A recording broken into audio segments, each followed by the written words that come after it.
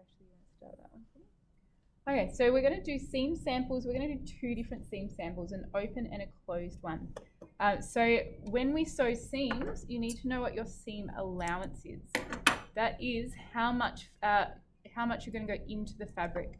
Because my seam is essentially sewing right sides together down here so that when it opens up, it's joined together nicely, but I don't see any of the stitching.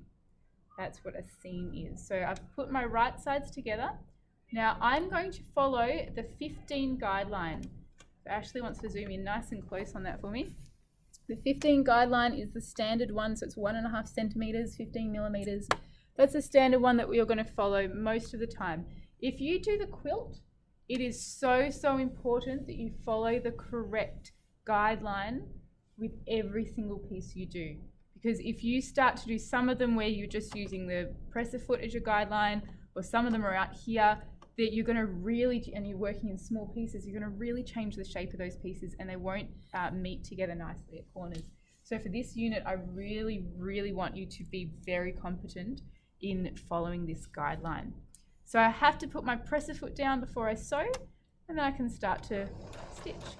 Now I always do a back stitch with the majority of the things I'll do, unless I'm gathering or something. So I'm going to push this in and hold this in while I sew, and it'll go backwards. Now I can go forwards again. I'm going to go all the way down. Notice where I'm keeping my hands. Now what I've seen here is that one side of my fabric is not flush with the other side. So I just want to push those in place. And where I'm looking here most of the time. I don't bother looking at the needle because there's nothing I can do by the time it gets to the needle. I can control the fabric when it's around here to make sure it's at the right place. What I want to do at the bottom, back stitch. I'll just do another little back stitch there. Now that I've finished, I need to put that needle up, and I pull up the presser foot. The presser foot is this little lever at the back.